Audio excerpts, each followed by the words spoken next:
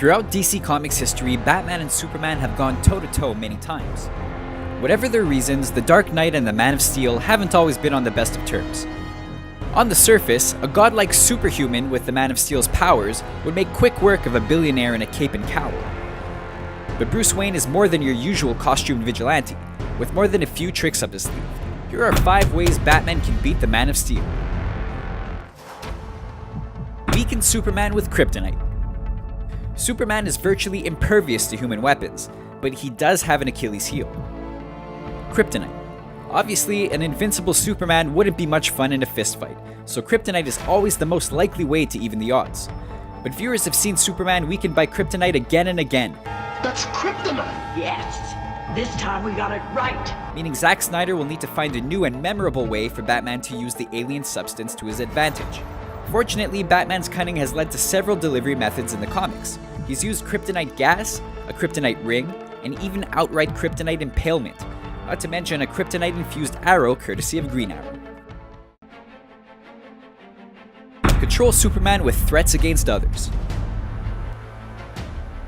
Superman's vulnerability to kryptonite is well known, but it's not his only weakness. Throughout comic history, Lex Luthor, Batman, and others have controlled the Man of Steel with the threat of violence against innocent lives, especially those closest to Clark Kent. Easy, miss. I've got you. You've got me! Who's got you? In John Byrne's Man of Steel origin story, Batman exploits the Kryptonian's bleeding heart by promising that a bomb hidden somewhere in Gotham will detonate should Superman breach an invisible field around the Batsuit.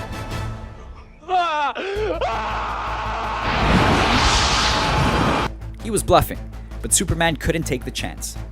That might sound far-fetched for some versions of the superhero. Adam West's Batman would never think of sacrificing innocents to hunt a villain or keep Superman at bay, but other versions have been less virtuous. A crueler Batman might not think twice about using Clark Kent's love for Lois Lane or the people of Metropolis against him.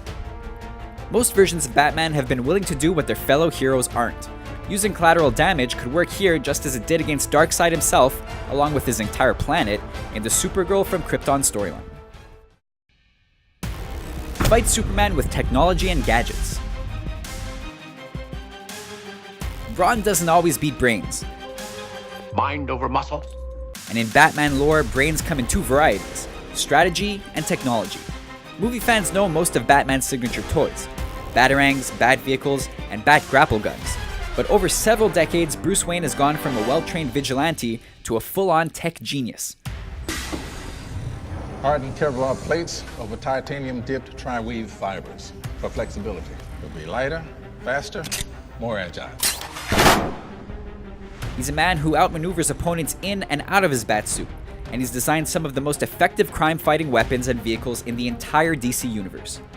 Batman employs brains and brawn to take on Superman in Frank Miller's The Dark Knight Returns, using a mechanized Batsuit to take on the Man of Steel. Since its introduction, the utility belt has housed laser cutters, smoke pellets, remote detonators, and even a collapsible sword. Batman's cowl features night vision, sonar detection, and an instant environmental analysis via Bat computer uplink. No single gadget could defeat Superman, but using multiple resources in the same fight, Batman could easily stay one step ahead of the Man of Steel, until Kal-El is either worn down physically or mentally. An ideological, not physical victory. Achieving victory isn't always the same as winning, and depending on the conflict, Bruce Wayne can still beat Kal-El, even if Batman loses the physical fight.